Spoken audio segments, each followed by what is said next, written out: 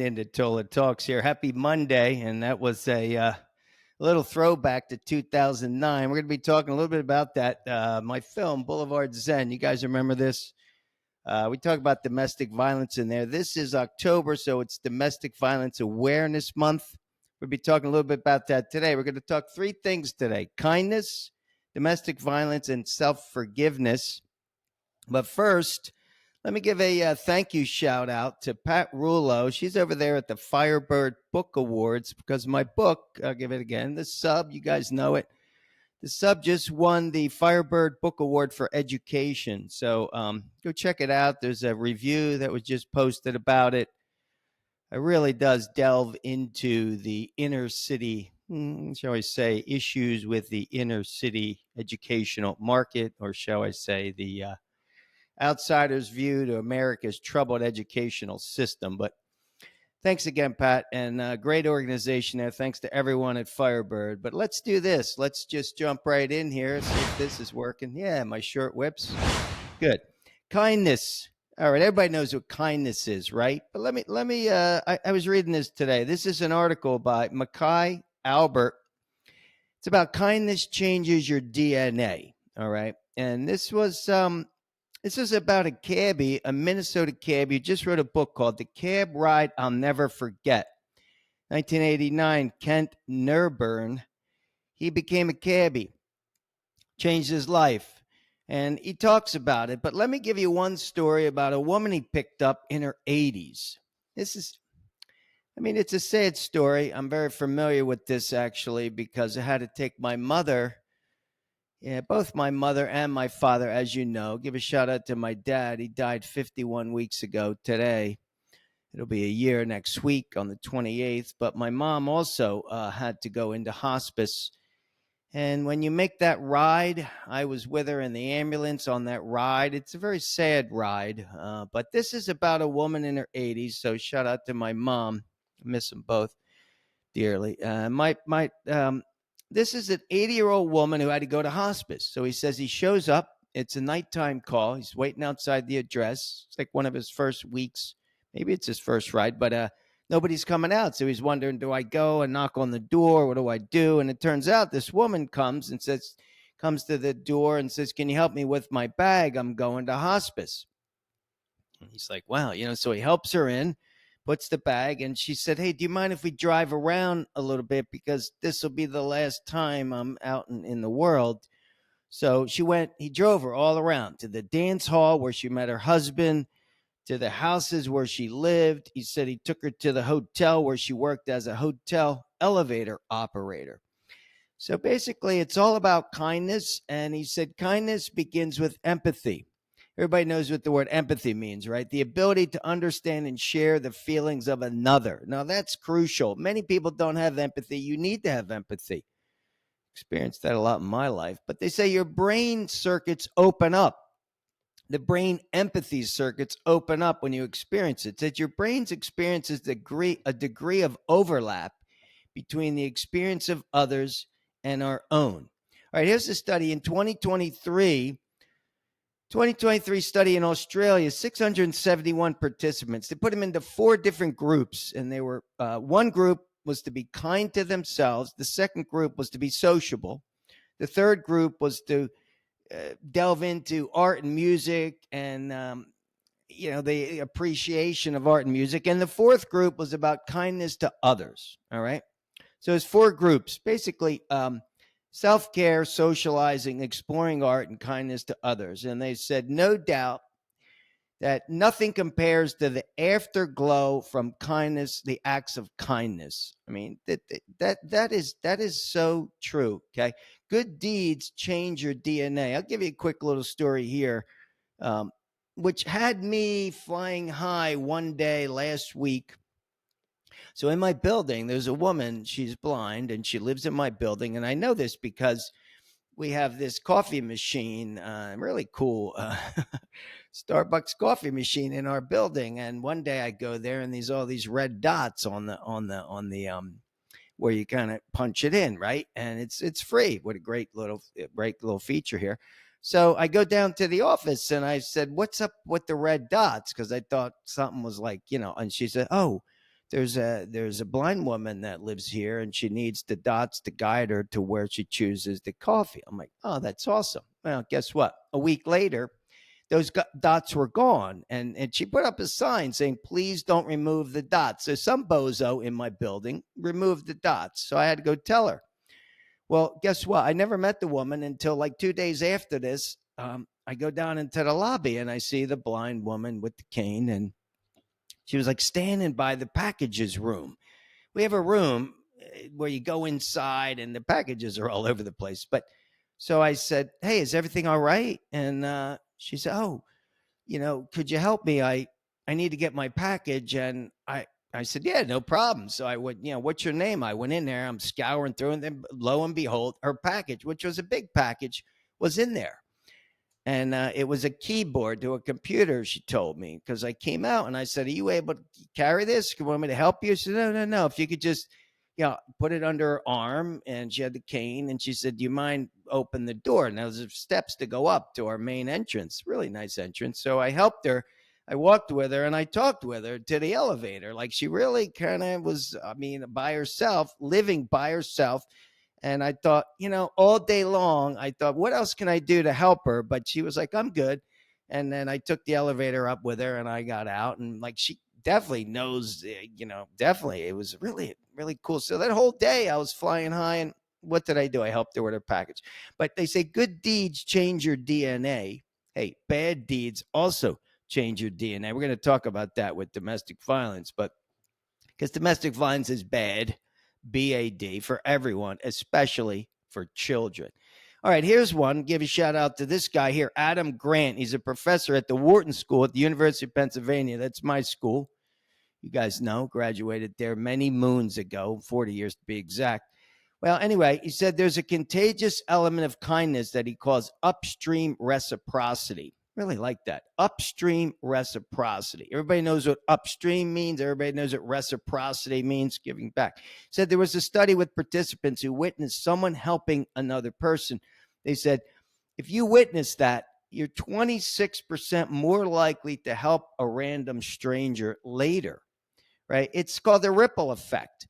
So everybody knows what that means. You throw a pebble into the pond, it ripples, right? It's a ripple effect. When one person acts selflessly, I said it inspires their friends and even their friends' friends to be more generous. It's like it moves like a wave through human networks. I really like that. Kindness has a ripple effect, moves like a wave through human networks. So again, giving a shout out to my dad, he would say, do the right thing. My father would always say that, do the right thing. In the long run, your life's going to be a lot better off for it. All right. And well, before I read this quote, let me just say this, because this is key, right? Self-respect, the word respect, okay? And what I witnessed so much in my lifetime, and even in the schools for 5 years substitute teaching, was a lot of disrespect. Got a problem with that. That's a huge word in my life, okay? Respect is both a noun and a verb. To me, it's the most powerful, second to self-love, self-respect, maybe first, really. Those two are go hand in hand, tie. But self-respect, everybody knows what the word is, but the definition, I like looking up definitions. It means due regard for the feelings, wishes, rights, or traditions of others and yourself when it's self-respect. So due regard, meaning you have to really give a shit. I mean, that's important. Okay. Avoid harming those. There's a lot in our world, in society. There's so much disrespect that it's disgusting. It truly is. All right. All right. On that note, let's talk about domestic violence, right? 8.3 billion with a B dollars a year are lost or spent on the ripple effect of domestic violence, right? Hey, give a shout out. Domestic Violence Awareness Month.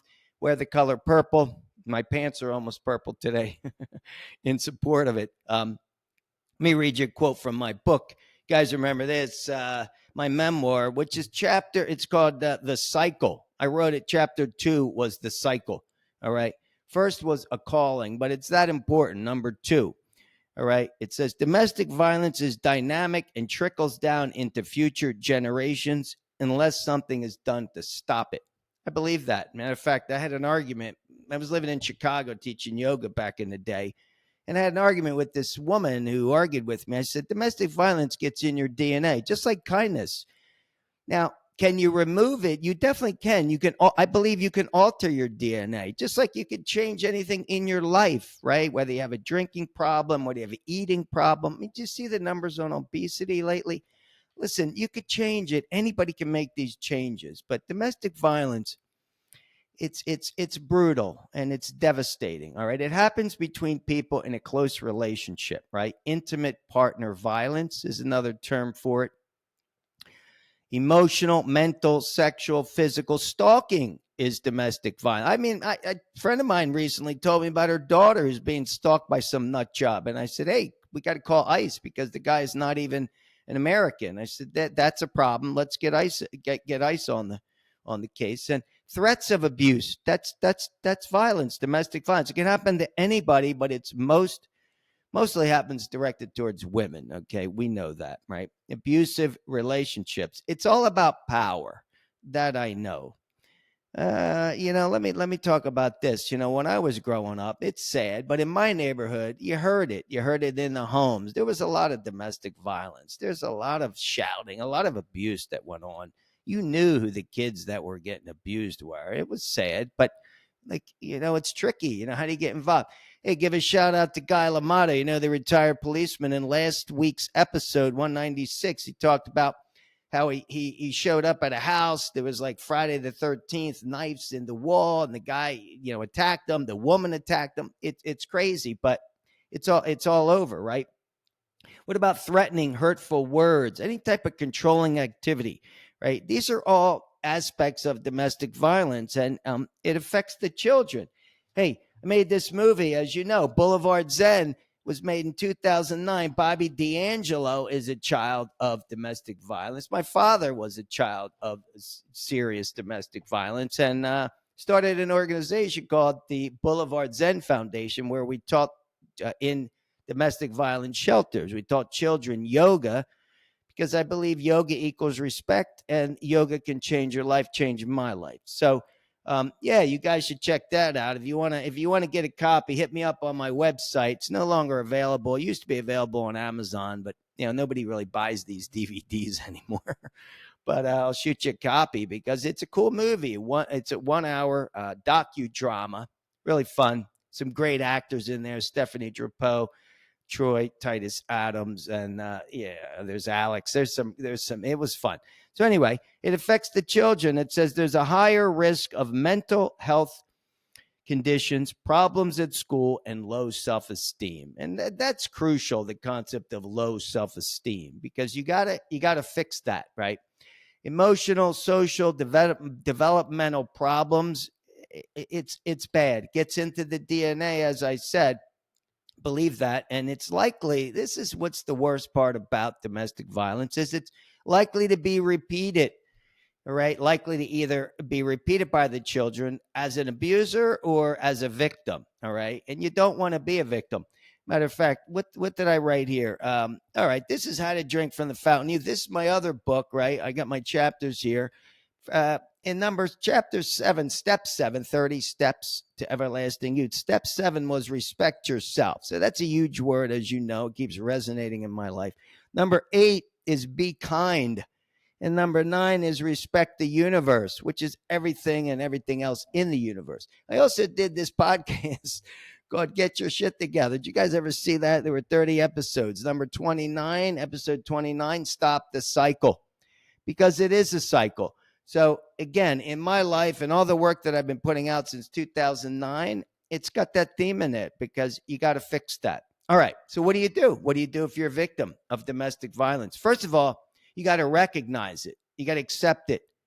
Hey, if it's happening, it's happening. You got to look yourself in the mirror and say, this is what's going on. All right. Then you got to make a plan.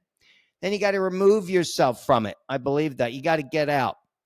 You got to make a safety plan, right? And how do you do that? Well, there's a lot of things. You can get help, friends, family. There's organizations, there's shelters that I know quite well. But you got to figure out how to leave, how to remove yourself from that horrible situation and your children. It's really difficult when you have kids. I know. It's very, very challenging.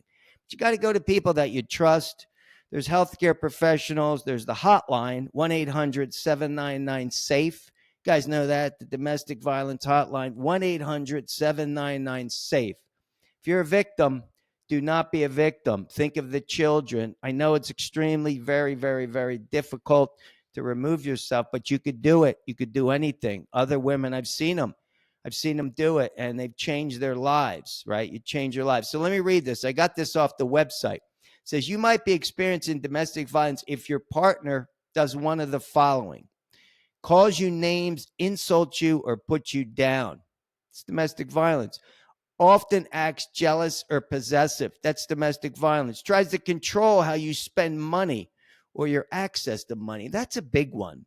I learned that from a woman one time who said to me, I had a friend that was experiencing it, and it was about money because her husband controlled all the money, even though she made money, but she didn't have access to money. And she kept saying, yeah, I can't get out of any money. I said, what do you mean out of any money?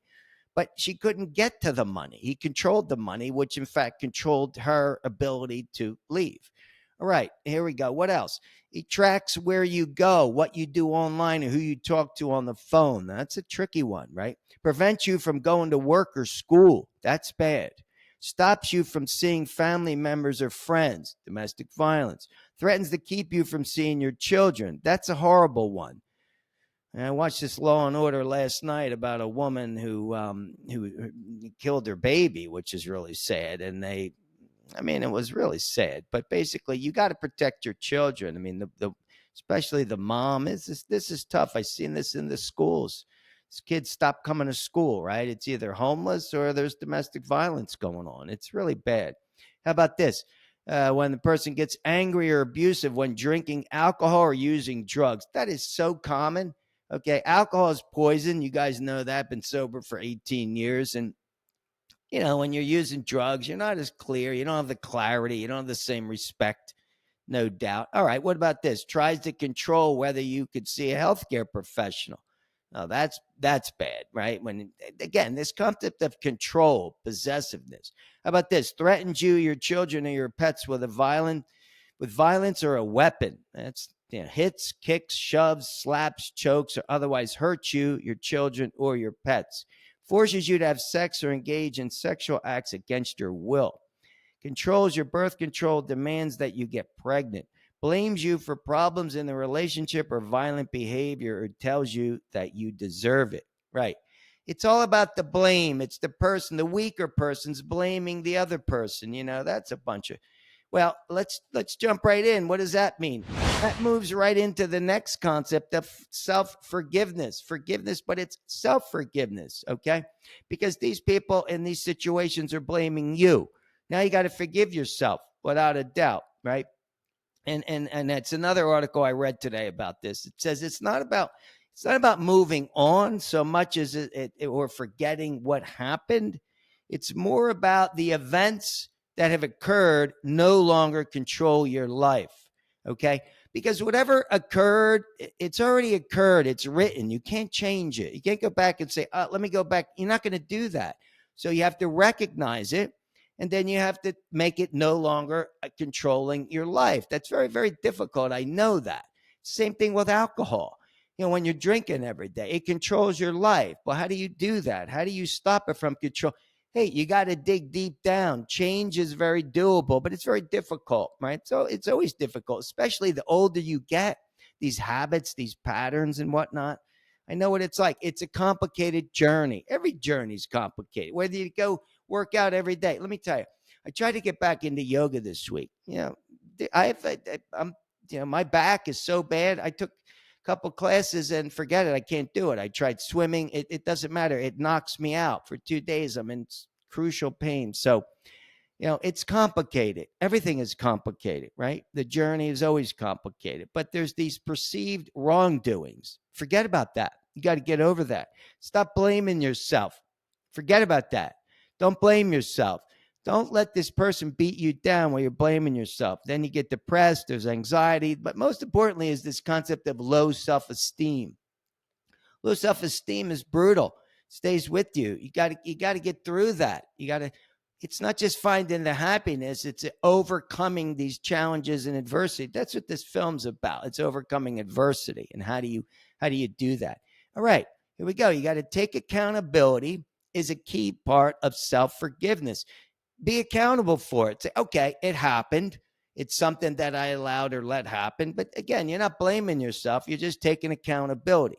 And then you got to feel genuine remorse. It's a lot of people don't feel remorse, but you do have to feel remorse. You got to seek help. If you need to for the self-esteem, you got to seek help.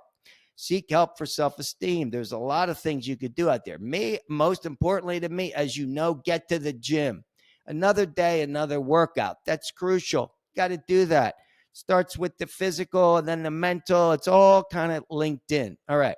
And remember, it's okay to be vulnerable, right?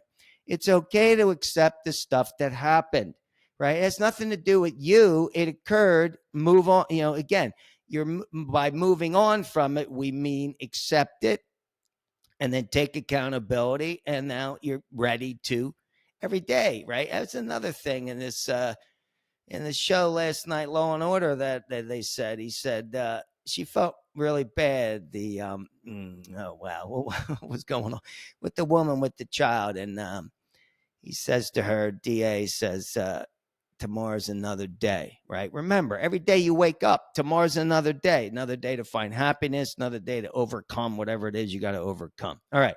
But also remember, it's okay to be kind to yourself. You got to be kind to yourself. All right. And then how about this? It's okay to remove people from your life. I believe that, right? You got to say, get the freak out, or, and using a horrible negative word that these students have thrown to me, get the fuck out. You got to get out. You got to get away from these people. So that's, again, I know it's extremely difficult. Domestic violence is something that, as we know, $8.3 billion a year, but it can be done. Anything can be done. Take it upon yourself. Do it for the kids. Do it for yourself. Do it for society. All right, everybody. Well, I'm sorry about the rant there. I know I kind of went off and on, but I've seen it way too often at my age, what I've experienced even as a child, what I've seen, and I know it's very, very difficult to get away. But ladies, gentlemen, whoever it is, you can do it. All right. Have an awesome day. And as I always say, get your workout in. Peace.